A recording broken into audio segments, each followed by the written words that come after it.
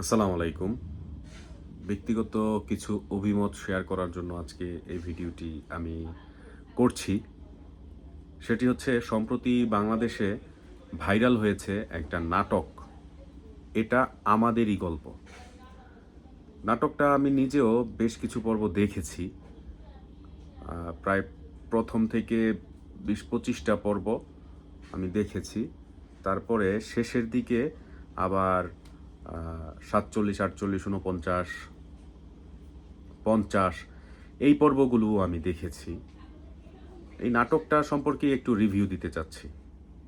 আসলে সত্যিকার অর্থে আমার কাছে মনে হয়েছে যে বহুদিন পর বাংলাদেশে এত সুন্দর বাস্তবধর্মী পারিবারিক একটা নাটক তৈরি করা হয়েছে। এর পূর্বে সর্বশেষ একটা নাটক যেটা আমার কাছে খুব ভালো লেগেছিল সেটা হচ্ছে বড় ছেলে। বড় ছেলে এছাড়া হুমায়ূন আহমেদের অনেক নাটক আমি দেখেছি। উড়ে যায় বকপক্ষী, হাবলঙ্গের বাজার, অর্থাৎ হুমায়ূন আহমেদের সব নাটকই ভালো লাগে। কিন্তু এর পরবর্তী সময়টাতে এসে কোনো নাটকই মানে মন কাড়ে না, সব মনে হয় যেন কোনটা ভাঁড়ামো।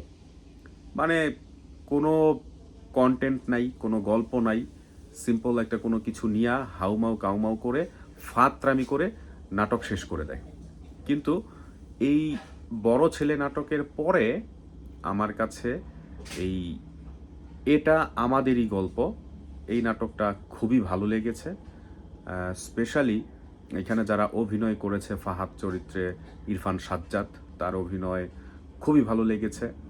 তারপরে খায়রুল বাশার সম্ভবত তার নাম, তিনি যে অভিনয় করেছে সামির চরিত্রে।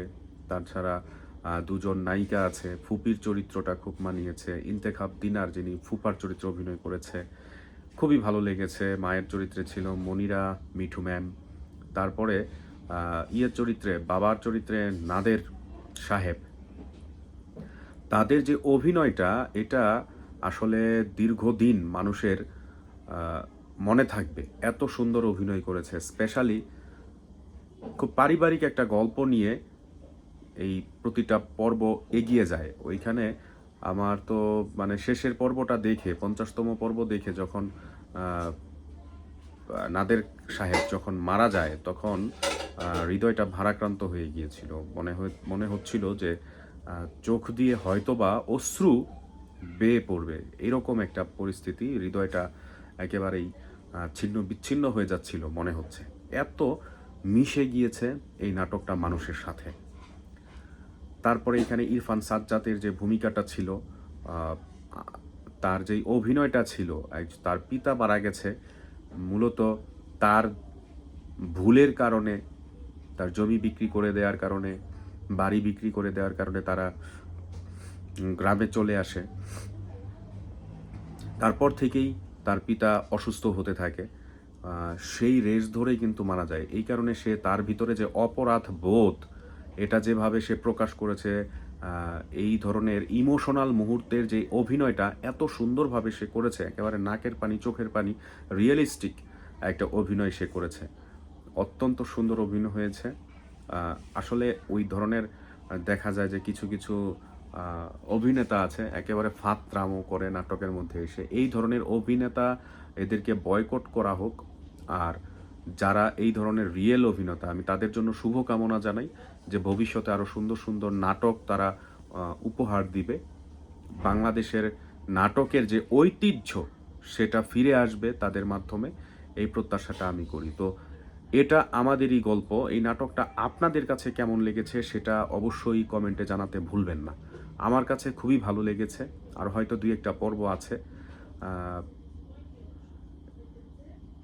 আশা করি যে খুব ভালো একটা ফিনিশিং হবে। বাংলাদেশের দর্শক দীর্ঘদিন এই নাটকটার কথা মনে রাখবে। যেমন ধরেন হাড় কিপটে, উড়ে যায় বকপক্ষী, আজ রবিবার, হ্যাঁ, বড় ছেলে। এই যে দেখেন হাজার হাজার নাটক কিন্তু হয়, হয়তোবা লাখ লাখ নাটকও আছে, কিন্তু এর মধ্য থেকে নাম করা কয়েকটা নাটক কিন্তু অটোমেটিক মুখে চলে আসে। এর মধ্যে এই নাটকটা এটা আমাদেরই গল্প, এই নাটকটা দীর্ঘদিন মানুষের হৃদয়ে থেকে যাবে।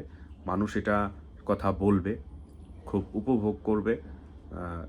স্পেশালি গল্পটা আসলে এটা সিরিয়াল তো, সিরিয়াল হলেও সিরিয়ালে যেই সকল জিনিস মনে হয় যে এরকম একটা ফালতু হবে, এরকম না। এটা একেবারে প্রতিটা ঘরের মানুষের গল্প। প্রতিটা না, মানে অনেক ঘরের গল্প এইটা। যে কারণে এটা মানুষের সাথে মিশে গিয়েছে। মানুষের আবেগকে এটা আ স টাচ করেছে। এত সুন্দর হয়েছে। আমরা চাই এরকম সুন্দর, সুন্দর গল্প নিয়ে আরও নাটক হবে বাংলাদেশে। সুস্থ সংস্কৃতি ফিরে আসবে, সেটাই চাই। তো এটা আমাদেরই গল্প। এই নাটকটা আপনাদের কাছে কেমন লেগেছে? ইরফান সাজ্জাদ, শায়রা, তারপরে আছে ফাহাদ, হ্যাঁ? সামির, তারা যে আছে তাদের মানে পিতা হিসেবে, মাতা হিসেবে, ফুপু হিসেবে, তারপরে ওই যে ভাগ্নি আছে, তাদের অভিনয় কেমন লেগেছে সেটা অবশ্যই জানাবেন। সে পর্যন্ত সকলে ভালো থাকুন, সুস্থ থাকুন। আল্লাহ হাফেজ।